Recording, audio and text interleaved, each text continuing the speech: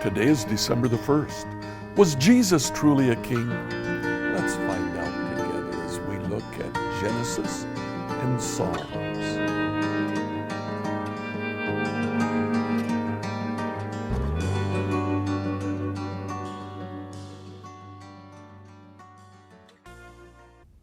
In the story of the book of Genesis, Israel as a nation ends up in Egypt.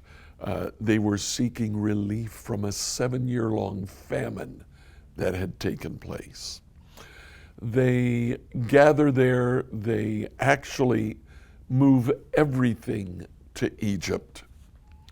And in chapter 49, Israel, Jacob, also known as Israel, is dying.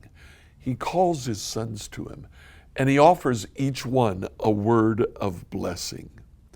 For his son Judah, Genesis chapter 49, verses 9 and 10. Judah, my son, is a young lion that has finished eating its prey. Like a lion, he crouches and lies down. Like a lioness, who dares to rouse him? The scepter will not depart from Judah, nor the ruler's staff from his descendants, until the coming of the one to whom it belongs, the one whom all nations will honor. There's another passage that we look at it and we say, well, obviously, he's talking here about Jesus. But the promise has several fulfillments. First of all, Judah becomes the tribe that produces David and David's line. David's line ruled over the nation of Judah constantly.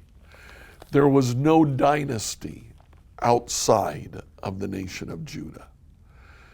In the book of Psalms, the second psalm, it's a psalm of David in which David writes about himself, but listen to the words, and you can hear him also referring to one who comes after him.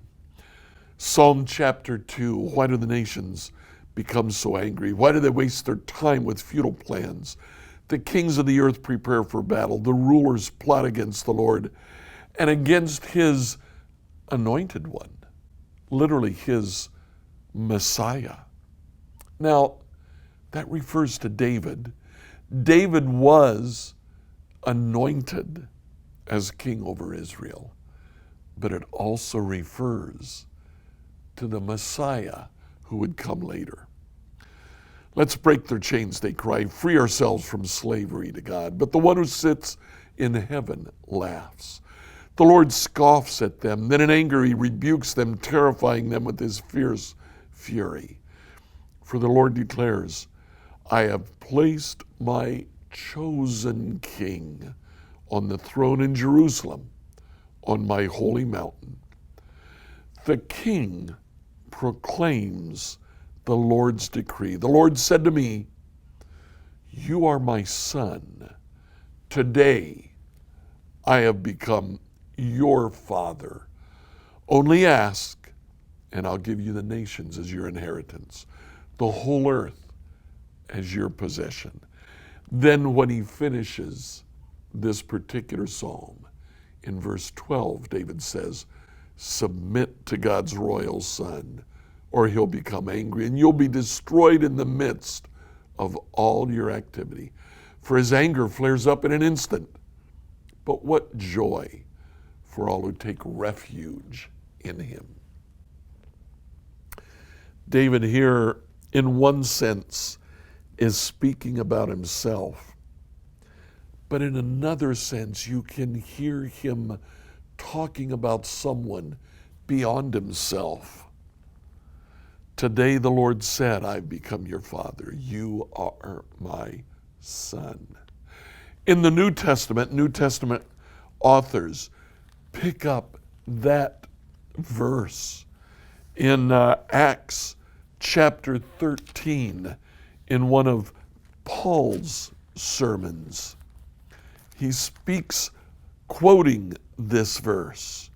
In Acts chapter 13, verse 32, Paul says, "Now we're here to bring you this good news, the promise made to our ancestors.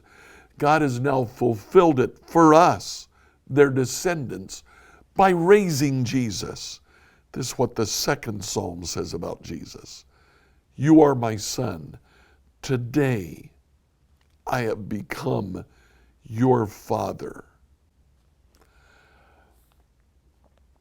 Later on in the book of Hebrews not most likely written by Paul, but certainly by someone who traveled with Paul, had picked up Paul's way of thinking about the Old Testament.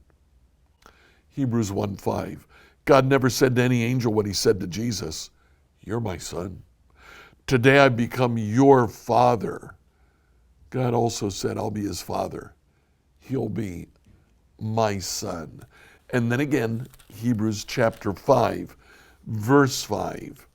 This is why Christ did not honor himself by assuming he would become high priest. No, he was chosen by God, who said to him, "You're my son. Today I've become your father." In another passage, God said to him, "You're a priest forever in the order of Melchizedek." Now, in the book of Hebrews, an entire theology is developed, equating Jesus with the order of priesthood given to Melchizedek. Melchizedek, having no genealogy in the book of Genesis, is said to have no father and no offspring, no beginning and no end, just like Jesus. Jesus was a king, but not a king of an earthly kingdom. He's the ruler of the kingdom of God, a spiritual kingdom, and yet beyond spiritual, a kingdom that indeed today has millions and millions of followers, a kingdom that today can rule on the earth, not like presidents and kings rule, but they rule by their faithfulness, by obeying the one true King, King Jesus. Like, follow, and subscribe to this devotional on whatever platform you use to listen to it. Tomorrow, we'll ask the question, was Jesus a prophet